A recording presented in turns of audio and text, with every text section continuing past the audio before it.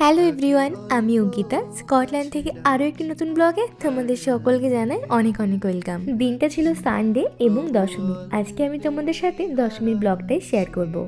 আগের ব্লগে আমি তোমাদেরকে বলেছিলাম যে আমরা ক্লাস করতে এসেছি এখানে দশমীটা কাটাবো বলে। এখন ঘড়িতে বেজে গেছে বিকেল 4টে মতন। আমরা সকলে লাঞ্চ সেরে তৈরিও হয়ে নিয়েছি। এই তো আমরা বাস স্টপে চলে এসেছি। এখান থেকে বাস নিয়ে আমরা যাব গ্লাসগো দুর্গাপুজোতে। এখানে যতই সাজুগুজু করা হোক, আলটিমেটলি সেই জ্যাকেটই চাপাতে হয় আর মনে হয় সব সাজটাই যেন বৃথা। আর দশমী মানেই তো লাল সাদা শাড়ি। আমার কাছে এই লাল শাড়িটা ছিল, এটা জানো তো আমার বিয়ে লজ্জা বস্ত্রের শাড়ি। খুব একটা আট পরে করে শাড়ি পরা হয় না, তবে ইচ্ছা ছিল একবার আট পরে শাড়ি পরে মাকে বরণ করার। এই তো আমরা বাসে উঠেও পড়েছি, তবে সিটি সেন্টার থেকে বেশ কিছুটা দূরে এই পুজোটা হয় বলে যেতে বেশ কিছুটা সময় লাগবে। আমরা পৌঁছেও গেছি। আর এই চার্চটিতেই প্রতি বছর গ্লাসগো দুর্গাপুজো হয়। তোমরা যারা আমার আগের বারের দুর্গাপুজোর ব্লগটা দেখেছিলে তারা জানো যে আগের বার পুজোতেও আমরা গ্লাসগোতে এসেছিলাম আর অষ্টমীতে পুষ্পাঞ্জলি এখানেই দিয়েছিলাম।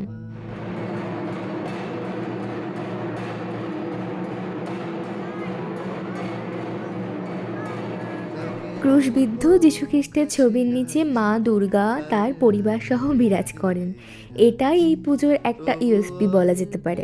এই তো এখন ঘট ভাসানের প্রস্তুতি চলছে আর একটু পরেই শুরু হবে মায়ের বরণ আর সিঁদুর খেলা। পুজোর ঘটের শান্তির জল ঠাকুরমশাই সকলকে ছিটিয়ে দিচ্ছেন। এই তো আর কিছুটা সময়, এরপরে মা চলে যাবে আমাদেরকে ছেড়ে। আবারও একটা বছরের অপেক্ষা। তাই তো বিদায় বেলায় মাকে হাসি মুখে বিদায় জানানোর জন্য আমাদের মতো কত মানুষ আজকে এখানে এসেছেন। এই বছর থেকে গ্লাসগো দুর্গাপুজো কর্তৃপক্ষ একটা টিকিট বা কুপনের ব্যবস্থা করেছিল, যদিও সেটা খুব নমিনাল প্রাইসে। এটা বেশ ভালো সিস্টেম। আমার মনে হয় সেই দিনটাতে কত মানুষ অ্যাপ্রক্সিমেট আসতে পারে সেটার একটা এস্টিমেট পাওয়া যায়। এই তো আমরা সবাই মাকে বরণ করার জন্য লাইনে দাঁড়িয়েও পড়েছি। তবে আমাদের প্রবাসে মাকে বরণ কিন্তু দেশের থেকে কিছুটা আলাদা।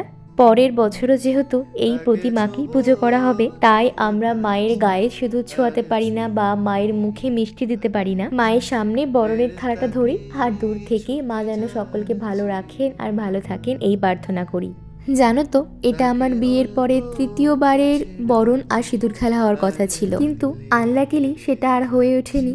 তবে প্রবাসে স্কটল্যান্ডে এভাবে যে আমার জীবনের প্রথম সিঁদুর খেলা কাটবে সেটা হয়তো মায়েরই ইচ্ছা ছিল। সিঁদুর খেলার পরে সকলের মুখগুলো কি ভারী সুন্দর লাগে না? তোমরা যারা ম্যারিড, মাকে বরণ করো, তারা বোধহয় এই কথাটা রিলেট করতে পারবে। এই তো এবার মিষ্টি মুখে সকলকে শুভ বিজয় জানানোর পালা। সকলের বছর যেন খুব ভালো কাটে, মা যেন সবাইকে ভালো রাখেন, সুস্থ রাখেন। এই তো আর কি, এই সুন্দর মুহূর্তগুলোকে স্মৃতিতে ধরে রাখার জন্য সকলে মিলে কিছু ফটোও তুলে নিলাম।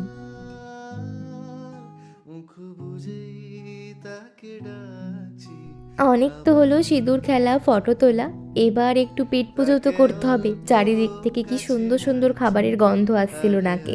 তাই তো আমরা ফুড স্টলে লাইনেও দাঁড়িয়ে পড়েছি। এই স্টলটাতে মোমো, বিভিন্ন ধরনের কাবাব, ল্যাম্ব চপ, অনেক কিছু পাওয়া যাচ্ছিল। ফুড স্টল থেকে টুকটাক খাওয়া দাওয়ার পরে আমরা নিচে চলে এসেছি যেখানে ভোগ দেওয়া হয়। ষষ্ঠী থেকে দশমী প্রতিদিনই এখানে ডিনারে ভোগের ব্যবস্থা থাকে। এক একদিন ভোগের মেনুতে এক এক রকম খাবার থাকে। দশমী স্পেশাল ভোগের মেনুতে ছিল ভাত, বিউলির ডাল, আলু পোস্ত, দই ভিন্ডি, চাটনি আর কাজু কেটলি।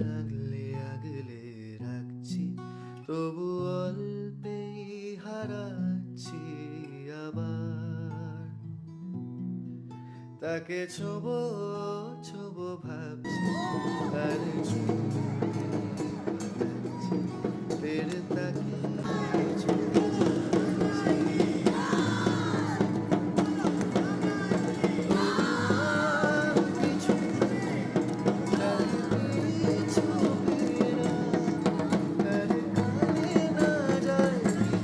চলো তাহলে আমাদের এই বছরের মতো প্রবাসের পুজো পর্ব এখানেই শেষ হলো। আসছে বছর আবার হবে। খুব তাড়াতাড়ি দেখা হচ্ছে পরবর্তী কোনো ব্লগে। আজকের মতো টাটা।